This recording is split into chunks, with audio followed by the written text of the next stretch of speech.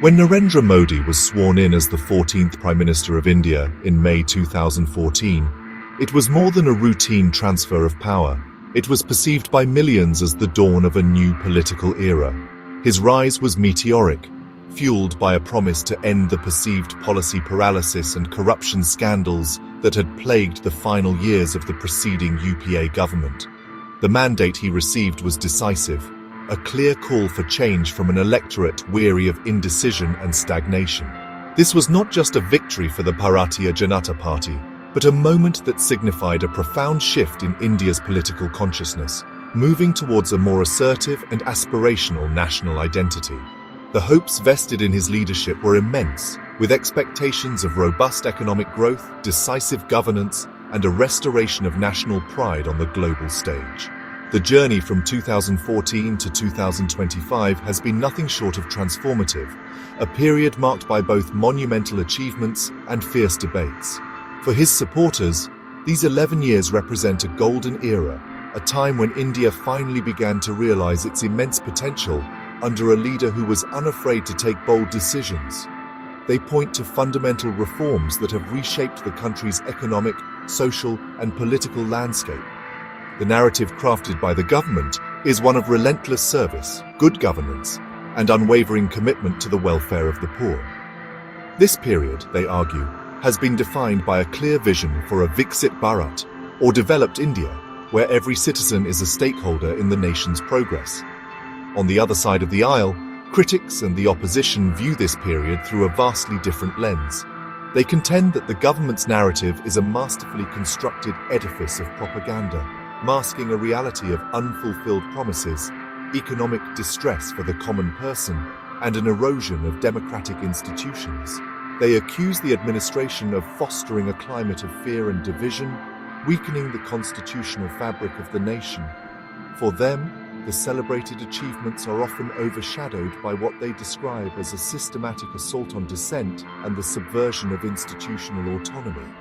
This counter-narrative, often encapsulated in booklets like 11 Saal, Jhutha Vikas Kevad, paints a picture of a nation grappling with social discord and widening inequality under an authoritarian regime. As we stand in June 2025, the debate over Modi's legacy is more polarized than ever. The completion of 11 years in office is not merely a milestone, it is a critical juncture for reflection and assessment. Has India truly undergone a fundamental transformation for the better, or has it been an era of expertly managed perceptions? The answer depends entirely on who you ask and which set of facts you choose to prioritize. The story of these 11 years is a complex tapestry woven with threads of undeniable progress, significant challenges, and deeply divergent interpretations of the very idea of India. It is a story of a nation in flux, grappling with its identity and its destiny under a leader who has irrevocably altered its course. One of the most compelling narratives of the Modi government's 11-year tenure is the dramatic turnaround of the Indian economy. In the years leading up to 2014, India was often clubbed with the fragile five emerging economies, a label signifying high inflation, a large current account deficit, and a general lack of investor confidence. The new government's primary mandate was to steer the economy out of these turbulent waters. The focus shifted towards fiscal discipline, curbing inflation, and creating a more business-friendly environment to attract foreign investment. Slogans like "Make in India" were not just catchphrases, but declarations of intent to transform the country into a global manufacturing hub, reducing its reliance on imports and generating employment for its burgeoning youth population. The results of these concerted efforts have been significant and visible. By May 2025, India achieved a monumental milestone by surpassing Japan to become the world's fourth largest economy in nominal GDP terms. This was not an overnight success, but the culmination of a decade of sustained growth, policy reforms, and a favorable global environment. The implementation of the Goods and Services Tax in 2017, despite its initial teething problems, was a landmark reform that unified the country into a single market, simplifying the tax structure and improving compliance. This structural change, combined with an aggressive push for infrastructure development and a stable macroeconomic framework, laid the groundwork for India to climb the global economic ladder with confidence and speed. The services sector, long a backbone of the Indian economy, has continued its robust expansion, with business activity consistently showing strong momentum through early 2025. This resilience has been a key driver of growth, providing a stable foundation even as the global economic climate faced uncertainties. The government's policies aimed at improving the ease of doing business rankings have borne fruit, attracting significant foreign direct investment into various sectors, from technology and finance to retail and real estate. This influx of capital has not only fueled economic activity, but has also helped in modernizing industries and creating a more competitive market landscape for Indian enterprises to thrive in. However, this story of economic success is not without its critics or its complexities. While the macroeconomic indicators paint a rosy picture, concerns remain about the nature of this growth. Opposition parties and some economists argue that the benefits have not been distributed equitably, leading to a K-shaped recovery where large corporations have prospered while small and medium-sized enterprises have struggled. They point to issues like persistent unemployment, particularly among the youth, and rural distress as evidence that the headline growth figures do not reflect the reality for a large segment of the population. The debate, therefore, continues over whether this economic surge has truly translated into Sabka Vikas, or development for all. Perhaps no other initiative captures the transformative ambition of the Modi government more effectively than Digital India. Launched in 2015, this flagship program aimed to transform India into a digitally empowered society and a knowledge-based economy. The vision was audacious: to provide digital infrastructure as a core utility to every citizen, deliver governance and services on demand, and digitally empower the populace. This was not merely about technology adoption. It was about fundamentally rewiring the relationship between the state and its citizens, making services more accessible, transparent, and efficient. The proliferation of affordable smartphones and cheap data plans created a fertile ground for this revolution to take root and flourish across the length and breadth of the country. The impact of this digital push has been pervasive, touching nearly every aspect of daily life. The unified payments interface has been a spectacular success story, revolutionizing the payments landscape and making India a global leader in digital transactions. It has empowered millions, from street vendors to urban professionals, to transact seamlessly without cash. By mid-2025, this ecosystem is set to evolve further, with plans to enable instant Provident Fund withdrawals directly through UPI and ATMs, showcasing how digital infrastructure is being leveraged for social welfare. This digital backbone has also been instrumental in the direct benefit transfer of subsidies, plugging leakages and ensuring that welfare reaches its intended beneficiaries without the interference of intermediaries. The digital revolution has extended far beyond just financial transactions. It has catalyzed transformations in sectors like healthcare, education, and commerce, creating new opportunities and business models. E-commerce platforms have connected sellers from the remotest corners of India to a national market, while edtech startups have democratized access to quality education. In healthcare, telemedicine has bridged the urban-rural divide, bringing specialist consultations to underserved areas. Home Minister Amit Shah hailed these developments as instrumental in positioning India as a leading global digital economy, a testament to the scale and speed of the country's digital adoption over the past decade. The government's focus has been on creating public digital goods that can be leveraged by private innovation. Despite these remarkable successes, the journey of Digital India has also raised pertinent questions and challenges. Concerns about data privacy and cybersecurity have grown in tandem with the increasing digitization of personal and financial information.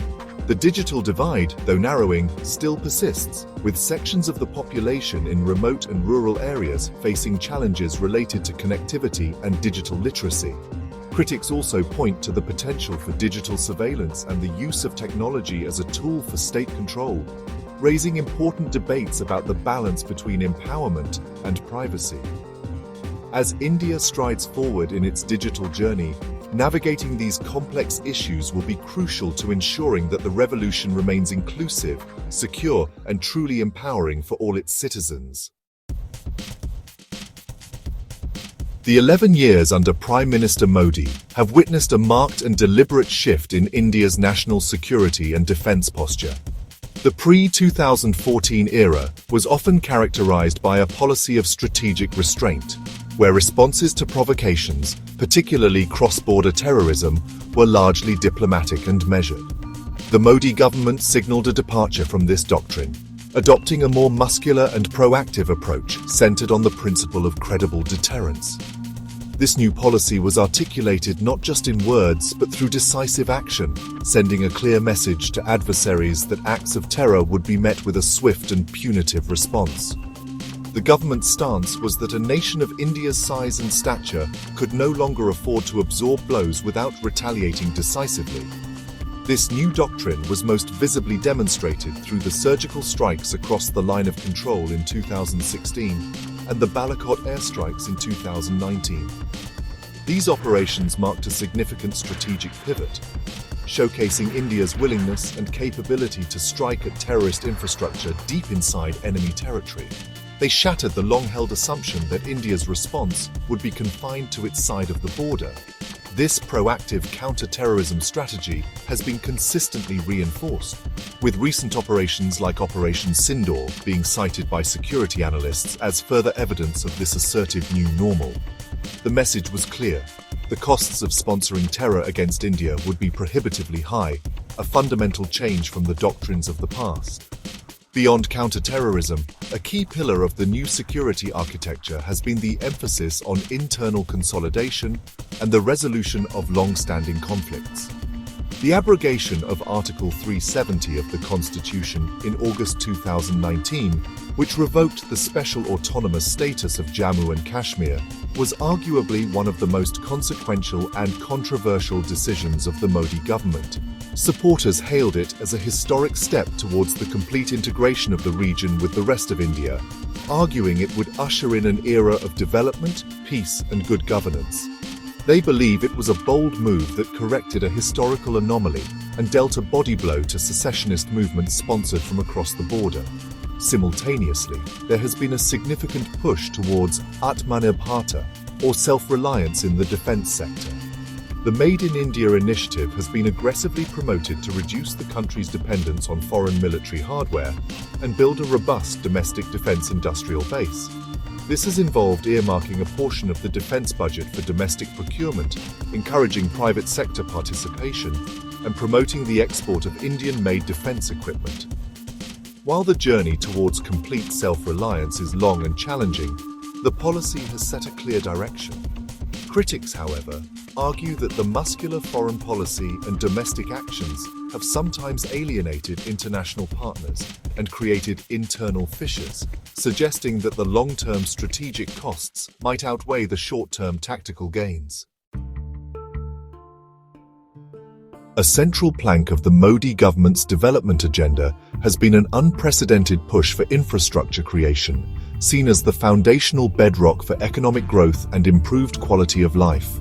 The scale of ambition has been vast, encompassing the construction of highways, airports, ports, and a massive overhaul of the Indian railways.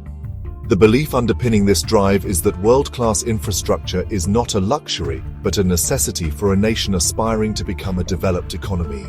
It reduces logistics costs, enhances connectivity, creates jobs, and acts as a powerful catalyst for private investment. The focus has been on time-bound execution and overcoming the bureaucratic hurdles that had historically plagued large-scale projects in India. The Indian Railways, often called the lifeline of the nation, has been a particular area of focus. The government has invested heavily in modernization, including the introduction of semi-high-speed Vande Bharat trains, the construction of dedicated freight corridors, and the redevelopment of railway stations into modern, world-class transit hubs. In June 2025, for instance, the Union Cabinet approved two major railway multi-tracking projects worth over 6,400 crore rupees. These projects, set to add hundreds of kilometers of new track across several states, are aimed at decongesting busy routes, reducing travel times, and lowering logistics costs for industries. The stated goals also align with environmental objectives, aiming to reduce dependence on oil imports and cut down on carbon dioxide emissions by shifting freight from road to rail. However, the narrative of infrastructural progress, particularly in the railways, has been complicated by persistent challenges and safety concerns. For every story of a new train or a modernized station, there have been stark reminders of the system's vulnerabilities. The opposition has been quick to highlight these issues, pointing to tragic accidents as evidence of systemic neglect. In June 2025, a fatal accident on an overcrowded Mumbai local train, which claimed 8 lives, was seized upon by critics like Rahul Gandhi as a symbol of the insecurity, congestion, and chaos plaguing the system. They argue that the focus on high-profile projects has come at the expense of investing in basic safety upgrades and addressing the chronic issue of overcrowding on suburban networks. This duality defines the broader infrastructure story in India. While the pace of highway construction has been impressive, connecting remote areas and reducing travel times, issues of land acquisition and environmental clearances continue to pose challenges. The development of new airports has improved air connectivity, but concerns about their financial viability and the strain on existing air traffic control systems remain. Therefore, the government's infrastructure push is a tale of two realities, one of visible, transformative progress that is altering the physical landscape of the country, and another of underlying systemic issues and safety concerns that demand urgent and sustained attention. The final judgment rests on balancing these impressive achievements against the critical gaps that still need to be addressed.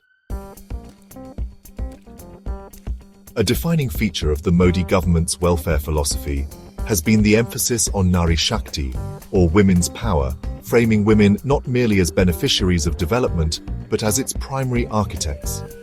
This approach marked a conceptual shift from women's welfare to women-led development, aiming to create an ecosystem where women can achieve their full potential. The government has launched a slew of schemes and legislative measures designed to address gender inequality across various domains, including education, health, economic participation, and political representation. The overarching goal has been to empower women to become equal partners in India's growth story, a sentiment frequently articulated by the Prime Minister in his public addresses. Several flagship initiatives have been at the forefront of this agenda. The Beti Bachao, Beti Padhao, that is, Save the Daughter, Educate the Daughter, campaign was launched to address the declining child sex ratio and promote girls' education. This was complemented by financial inclusion schemes like the Lakhpati Didi program, which aims to create 2 crore women entrepreneurs in villages by providing them with skills, credit, and market access. These initiatives sought to create economic independence, which is seen as the cornerstone of genuine empowerment. In the social sphere, the abolition of the practice of instant triple talaq was hailed by the government as a historic step towards gender justice and equality for Muslim women, delivering them from an archaic and discriminatory practice. Perhaps the most significant legislative milestone in this domain has been the passage and implementation of the Women's Reservation Bill, granting 1/3 reservation for women in the Lok Sabha and state legislative assemblies. This was a long-pending reform that had been debated for decades, and its enactment was projected as a monumental victory for gender equality in the political arena. The government argued that this would lead to more inclusive and balanced policymaking, ensuring that women's voices and perspectives are adequately represented in the highest echelons of power. These actions, taken together, form the basis of the government's claim to have championed the cause of Nari Shakti like never before. However, the picture is not without its complexities and critiques. While these schemes have been lauded for their intent, questions have been raised about their implementation and on-ground impact. Critics argue that despite programs like Beti Bachao, Beti Padhao, crimes against women remain alarmingly high, and fundamental issues of safety and security need more robust attention. They also point out that women's labor force participation rate, while showing some improvement, remains low by international standards. The opposition contends that the government's rhetoric on women's empowerment often serves as a smokescreen to hide a mixed record on ensuring women's safety and genuine economic upliftment, suggesting that much more needs to be done beyond headline-grabbing schemes and legislation. The Modi government has consistently projected itself as a champion of the Kisan, or farmer, and the rural poor, recognizing that India's prosperity is inextricably linked to the well-being of its vast agrarian heartland. The guiding principle has been to double farmers' income and transform the rural landscape through a multi-pronged strategy encompassing financial support, infrastructure development, and market access. This focus is both a political and economic imperative, as the agricultural sector supports a significant portion of the population. The government's narrative emphasizes a shift from a production-centric approach to an income-centric one, aiming to make farming a more profitable and sustainable enterprise for the millions who depend on it for their livelihood. A cornerstone of this strategy has been direct income support through schemes like the PM Kisan Samman Nidhi, which provides a fixed annual amount directly into the bank accounts of eligible farmer families. This is supplemented by a focus on improving rural infrastructure, such as irrigation facilities under the Pradhan Mantri Krishi Sinchai Yojana and rural roads under the Pradhan Mantri Gram Sadak Yojana. A specific example of targeted intervention can be seen in the sugarcane sector in Uttar Pradesh. The state government, aligned with the centre's policies, facilitated the payment of an additional 71,000 crore rupees to sugarcane farmers between 2017 and 2024, a move credited with reviving sugar mills that were on the brink of closure and ensuring timely payments to cultivators. These initiatives are part of a broader vision for a self-reliant rural economy. The government has also promoted farmer-producer organizations to give small and marginal farmers better bargaining power and access to markets. The Soil Health Card scheme was introduced to provide farmers with information about the nutrient status of their soil, enabling more scientific and efficient use of fertilizers. Furthermore, the government has consistently increased the minimum support price for various crops, aiming to ensure a remunerative price for farmers' produce. These measures, according to the government, represent a holistic and sincere effort to address the deep-seated challenges of Indian agriculture and improve the lives of those who toil in the fields. Despite these efforts, the agricultural sector has remained a hotbed of discontent and protest throughout Modi's tenure. The most significant challenge came in the form of the massive farmers' protests against the 3 farm laws in 2020 and 2021, which the government eventually had to repeal. Farmers' unions have continued to demand a legal guarantee for minimum support price, arguing that the government's price announcements are often not reflected in the actual market rates. Critics argue that the government's policies have failed to address the fundamental issues of low profitability, rising input costs, and indebtedness that plague the sector. They contend that the income support schemes, while helpful, are inadequate to offset the deep structural problems, leaving many farmers in a precarious financial situation. The core philosophy of governance articulated by the Modi administration since 2014 has been encapsulated in the mantra Sabka Saath, Sabka Vikas, that is, together with all, development for all, later expanded to include Sabka Vishwas and Sabka Prayas, meaning everyone's trust and everyone's effort. This principle is presented as the guiding light for all government policies, promising impartial and inclusive development that transcends vote bank politics based on caste or religion. The BJP and its supporters assert that this represents a fundamental departure from the past, which they claim was marked by appeasement and divisive policies. The government's narrative is one of delivering benefits, be it housing, cooking gas, or bank accounts, to all eligible citizens without discrimination. A key claim made by the BJP is that its 11-year rule has provided corruption-free governance, a stark contrast to the scams and allegations of policy paralysis that dominated the headlines before 2014. The government points to the digitization of services, direct benefit transfers, and a more transparent system for the allocation of natural resources as key achievements in the fight against graft.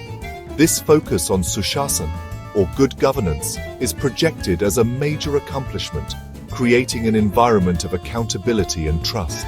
Supporters argue that this clean image and decisive leadership have been instrumental in restoring public faith in government institutions and attracting global investment, thereby fueling the country's growth engine. However, this narrative of transparent and inclusive governance faces strong opposition and criticism. The opposition, led by the Congress Party, alleges that the past 11 years have seen a systematic weakening of constitutional and democratic institutions. They accuse the government of using central agencies to target political opponents, stifling dissent, and undermining the independence of the judiciary, the media, and the Election Commission. They contend that the rhetoric of Sabka Saath is a facade for a majoritarian agenda that has spread hatred, threats, and fear, thereby polarizing society.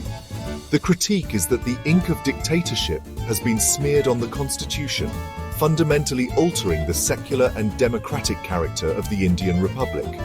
This clash of narratives highlights the deep ideological chasm that defines contemporary Indian politics. While the government celebrates what it calls an era of unprecedented development and clean governance, its detractors see a period of democratic backsliding and social fragmentation. They argue that transparency has been selective and that key decisions have been taken without adequate parliamentary debate or public consultation. The debate over the use of electoral bonds, for instance, became a focal point for accusations of crony capitalism and opaque political funding. Thus, the assessment of governance under Modi is intensely contested, with one side seeing a decisive break from a corrupt past and the other seeing a dangerous concentration of power and an erosion of democratic norms. As of June 2025, after 11 years at the helm, the India shaped by Narendra Modi's leadership is undeniably different from the one he inherited in 2014. The nation stands as the world's fourth largest economy, a digital powerhouse, and a country with a more assertive and confident presence on the global stage. The physical landscape is dotted with new highways, modern train stations, and burgeoning urban centers.